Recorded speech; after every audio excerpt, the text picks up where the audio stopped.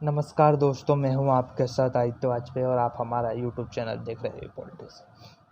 दोस्तों, आज हम चर्चा करने जा रहे हैं इजराइल और फिलिस्तीन यानी कि हमास के बीच युद्ध हुए के विस्तार से हम आज चर्चा करेंगे दोस्तों कि युद्ध में क्या क्या हुआ और किसको कितना नुकसान हुआ और कौन जीता इस युद्ध में। दोस्तों, देखा जाए इस युद्ध में दोनों तरफ की ओर से काफ़ी बमबारी हुई और काफ़ी लोगों की जान भी जा चुकी है, पर दोस्तों इस युद्ध का कोई परिणाम नहीं निकला। कोई भी पक्ष जीता नहीं। दोनों पक्ष अपनी अपनी जीत का दावा जरूर कर रहे हैं, पर इंटरनेशनली तौर पर कोई भी जीता नहीं, क्योंकि दोनों ही ने युद्ध विराम की घोषणा कर दी। दोस्तों, हम इस युद्ध की जीत की बात इस तरह से भी कर सकते हैं कि दोनों को कितना नुकसान हुआ इजराइल और हमास पे से, तो इससे भी हम पता लगा सकते हैं कि कौन ये युद्ध जीता। दोस्तों, इस युद्ध में दोस्तों अल्प विराम तो लग गया, पर कितने दिन तक ये अल्प विराम चलेगा ये कुछ कह नहीं सकते, क्योंकि ऐसा ही कोई सा अल्प विराम 2014 में जब इजराइल और हमास में युद्ध छिड़ा था तो हुआ था। वो युद्ध 7 हफ्तों तक चला था, ये तो फिर भी 11 दिन तक चला। उस युद्ध में भी अल्प विराम लगा था दोस्तों, पर वो अल्प विराम ज़्यादा दिन तक नहीं चला और वो अल्प विराम टूट गया और दोनों के बीच में फिर से युद्ध चालू हो गया। दोस्तों, ये युद्ध 11 दिन तक चला। 11 दिन तक चले इस युद्ध में इजराइल को क्यों पीछे हटना पड़ा दोस्तों, इसके बारे में भी आज हम चर्चा करेंगे। दोस्तों, इजराइल को इस युद्ध में पीछे इसलिए हटना पड़ा क्योंकि इजिप्ट और अमेरिका ने युद्ध विराम की मध्यस्थता की। दोनों ने समझाया कि आप पीछे हटिए। इजराइल जो था उस पर गाजा पट्टी पर हमला करा उसने, जिस पर उस पर भारी दबाव था क्योंकि इंसानियत को ठेस पहुंची, कि लोगों की मौत हुई। और दोस्तों, एक इसका महत्वपूर्ण कारण और था कि इजराइल के समर्थन वाले जो देश थे, जो कि बहुत से देश थे, इंडिया भी उसके समर्थन में रहता था हमेशा, पर वो पीछे हट गए क्योंकि कोई भी देश नहीं चाहता था कि हम इजराइल के सपोर्ट में जाएं, क्योंकि उसने इंसानियत को ठेस पहुंचाई है। दोस्तों, एक बात और कर ली जाए कि नुकसान दोनों पक्षों को कितना हुआ, इससे हम पता लगा सकते हैं कि दोनों में से कौन जीता। अब हम पता करते हैं दोनों में से किसको कितना नुकसान हुआ। दोस्तों, हमास के नुकसान की बात करते हैं। गाजा पट्टी में जो हमले हुए दोस्तों, हमास जो टेररिस्ट ऑर्गेनाइजेशन है गाजा पट्टी में स्थित है, गाजा पट्टी में हमलों में 243 लोगों की मौत हो गई दोस्तों, जिसमें 66 बच्चे थे। हमास के करीबन 250 आतंकी मारे गए, जिसमें 25 बड़े कमांडर थे। गाजा पट्टी के 17,000 घर बर्बाद हो गए, यानी कि 17,000 घर नेस्तनाबूद हो गए। गाजा पट्टी की जो फैक्ट्रियाँ थी, क्योंकि हमास जो है स्थित ऑर्गेनाइजेशन है गाजा पट्टी में, गाजा पट्टी को नुकसान भी काफ़ी हुआ मनी के रूप में। गाजा पट्टी की फैक्ट्रियों को $40 मिलियन का नुकसान हुआ दोस्तों, और उसके एनर्जी सेक्टर को करीबन $22 मिलियन का, और वहाँ के कारोबारियों को $27 मिलियन का नुकसान हुआ दोस्तों। टोटल हम देखा जाए तो इसका अंकगणित लगाया जाए तो उसको करीबन $90 मिलियन का, यानी कि 700 करोड़ रुपए का नुकसान हुआ दोस्तों।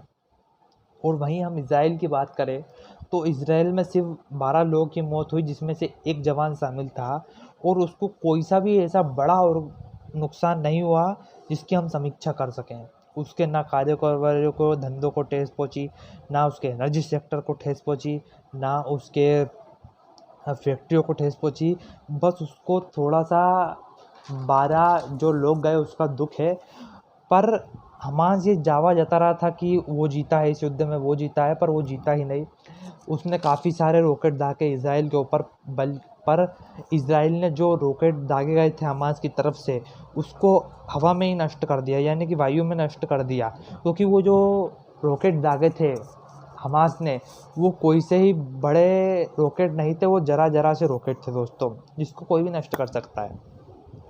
दोस्तों, एक बात और बताई जाए, युद्ध के पहले जो इजराइल के प्रधानमंत्री हैं यानी कि बेंजामिन नेतन्याहू ने कहा था कि हमास से 2 तरीके से जीता जा सकता है, या तो वो पूरे गाजा पट्टी को बर्बाद कर दे, यानी कि पूरे गाज़ा पट्टी में जितने भी हमास के संगठन के आतंकवादी छुपे हुए हैं उनको ख़त्म कर दे, एक भी ना बचने पाए, या तो वो उसकी सैन्य क्षमता को कमज़ोर कर दे।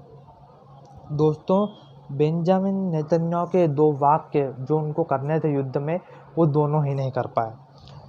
हाँ, ज़रूर हम मानते हैं कि हमास को ये नुकसान हुआ, काफ़ी नुकसान हुआ, पर उसके पास अभी भी 50,000 लड़ाके हैं गाज़ा पट्टी में, जो कि अभी भी सक्रिय हैं। उसके पास अभी भी हज़ारों की तादाद में रॉकेट हैं। और दोस्तों, ये एक बात और कि जो हमास का टनल नेटवर्क था वो बर्बाद हो गया। दोस्तों हम बात करें कि युद्ध की वजह क्या रही होंगी। दोस्तों, इजराइल और हमास के युद्ध की 2 प्रमुख वजह थी। इजराइल ने पहले युद्ध के पहले जो पूर्वी जेरूसलम है, जहाँ पे फ़िलिस्तीनी लोग ज़्यादा रहते हैं, वहाँ से फ़िलिस्तीनी लोगों को बाहर का रास्ता दिखाया, बाहर करवाया, जिससे हमास को ये लगा कि अगर वो इस समय आक्रमण कर देता है इजराइल पर तो फ़िलिस्तीनियों को एक मसीहा बनकर उभरेगा। ये तो थी युद्ध की पहली वजह। और दोस्तों, जो अल अक्सा मस्जिद थी इजराइल की, रमज़ान का जो आखिरी शुक्रवार हुआ उसमें काफ़ी झड़पें हुई, जिससे हमास को लगा कि हमें इसमें भी कूद जाना चाहिए युद्ध में, क्योंकि हम मुसलमानों के हितैषी हैं, इस्लामिक टेररिस्ट ऑर्गेनाइजेशन है। और उसके शुक्रवार रमज़ान के जो दिन था जहाँ पे झड़प हुई अल अक्सा मस्जिद में, उसके अगले दिन से ही युद्ध चालू हो गया दोस्तों। तो दोस्तों, ये जो 2 वजह थी युद्ध की, यही मेन ठोस वजह थी युद्ध की। दोस्तों, हम बात करें कि हम ये सोचते हैं कि हमास तो एक टेररिस्ट ऑर्गेनाइजेशन है, फिर इसके पास इतना पैसा आता कहाँ से कि युद्ध कर सकें। तो दोस्तों, आप ये जानते हैं कि पाकिस्तान में भी टेररिस्ट ऑर्गेनाइजेशन है। हम सोचते हैं कि पैसा आता कहाँ से, कोई ना कोई तो मदद कर ही देता है उनकी भी। दोस्तों, हमास की मदद कतर करता है। हमास को कतर सालाना 14,000 करोड़ रुपए देता है, यानी 14,000 करोड़ रुपए की मदद करता है। जो ईरान है, जो कि एक देश है, वो करीबन 600 करोड़ रुपए की मदद हमास को करता है सालाना तौर पर। और हमास हर साल गाज़ा पट्टी में 220 करोड़ रुपए का टैक्स वसूलता है। दोस्तों, हमास को जो ये 2 बहुत सारे देश हैं जो उसको पैसा देते हैं, जैसे कतर हो गया, ईरान हो गया, इराक हो गया, तो ये उसको पैसा देते क्यों हैं दोस्तों? ये तो एक जिम्मेदार देश हैं, ये क्यों टेररिस्ट ऑर्गेनाइजेशन को बढ़ावा देते हैं? दोस्तों, ये लोग हमास को पैसा एज ए टेररिस्ट ऑर्गेनाइजेशन नहीं, बल्कि एक सद्भावना ऑर्गेनाइजेशन के तौर पर देते हैं, जिससे कि वो, क्योंकि आप देखें तो जो गाज़ा पट्टी यहाँ पे हमास स्थित है, वहाँ पे बेरोजगारी बहुत है। दोस्तों, वहाँ पे बेरोजगारी खूब है और वहाँ पे कुछ स्वास्थ्य व्यवस्थाएं ठीक नहीं है। इसलिए जो देश है ईरान, कतर, इराक, इसकी मदद करते हैं, इसलिए करते हैं। और दोस्तों, इजराइल के पास स्थित जो लेबनान है, वहाँ का एक संगठन है, इस्लामिक मुस्लिम संगठन, आतंकवादी संगठन हिजबुल्लाह, जो कि हमास को सपोर्ट करता है। दोस्तों, आज भी हमास के पास 10,000 रॉकेट हैं, क्योंकि उसकी सालाना मदद हो जाती है कतर, ईरान, इराक और टर्की से, जो कि मुस्लिम देश है और मुस्लिम टेररिस्ट ऑर्गेनाइजेशन की मदद करते हैं। दोस्तों, अब बात कर लेते गाज़ा पट्टी की स्थिति कैसी है। दोस्तों, गाज़ा पट्टी में करीबन 20 लाख लोग रहते हैं, जिसमें से 50% बेरोजगार हैं।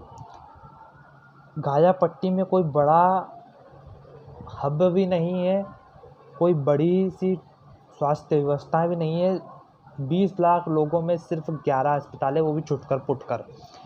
यानी कि जो गाज़ा पट्टी की स्वास्थ्य व्यवस्थाएं हैं दोस्तों, वो बहुत ही ख़राब है और लाचार है। गाज़ा पट्टी उभरना चाहती है, किंतु पाकिस्तान जैसे वहाँ पे खूब आतंकवादी संगठन पड़े हैं, हमास पड़ा है, जिससे वो उभर नहीं पाता है। कतर और ईरान उसकी मदद तो करते हैं, अजय कि वो फ़िलिस्तीनियों को, वहाँ के लोगों की जो स्वास्थ्य व्यवस्था है, वहाँ के लोगों की बेरोजगारी दर है, उसको ठीक करे दोस्तों। पर हमास ठीक ना करते हुए इन सब का प्रयोग इज़राइल पर आक्रमण करने के लिए करता है दोस्तों। इज़राइल भी हमास से तंग आ चुका है, क्योंकि वो हर कभी थोड़े मोटे रॉकेट डाल देता है, जिससे उसके जवानों की मौत हो जाती है। पर इस बार इज़राइल ने सोची कि हम अच्छे से उसको मजा सखाएंगे, और उसने मजा सका भी दिया। उसने गाज़ा पट्टी को कई साल पीछे धकेल दिया, उसने हमास को भी कमज़ोर कर दिया दोस्तों। पर इतना भी कमज़ोर नहीं कर पाए कि हमास बैकअप कर ही ना सके, यानी कि वापस से उभर सके नहीं। हमास उभरेगा, क्योंकि हमने देखा कतर और ईरान, इराक और टर्की अपनी आदत से बाज नहीं आ रहे हैं और हमास की मदद कर रहे हैं सालाना उसको पैसे देकर। दोस्तों, युद्ध विराम तो लग गया, पर ये कब तक चलेगा ये पता नहीं। इसी के साथ आपसे आज्ञा लेता हूँ। मैं आदित्य वाजपेयी आपके लिए सेवा में हाजिर रहूँगा। जय हिंद, जय